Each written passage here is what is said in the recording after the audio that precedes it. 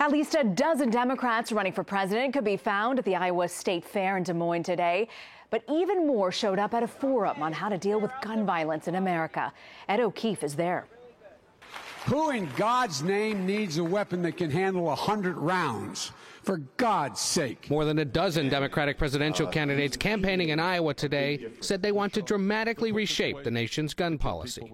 I want us to study what works. I want us to try. I want us to make change. AKs, ARs, they have no business in our neighborhoods in peacetime in the United States of America.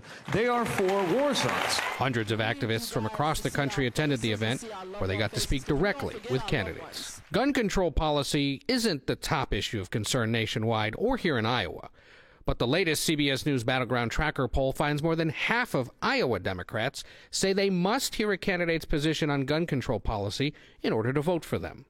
Your party has avoided discussing this issue in past presidential campaigns, especially in states in the Midwest.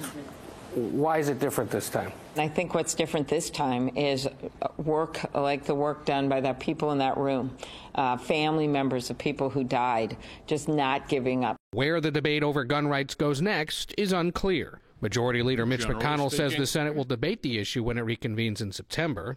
And on Friday, President Trump said he's open to expanding gun background checks. But we have to have meaningful background checks. I talk it about meaningful. Add that word, meaningful. But Mr. Trump didn't define what he means by meaningful. So we put the question to people here in Iowa.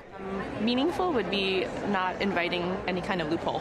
Just having them in general for everybody and just making that universal. And devote resources and the money we need so we have a database that does it. In a sign of the growing political power of the gun control movement, this event came together in less than a week, just in response to those shootings in Texas and Ohio. And it's telling that more than half of the Democratic presidential field agreed to show up. Rena? Ed O'Keefe in Iowa. Thank you, Ed.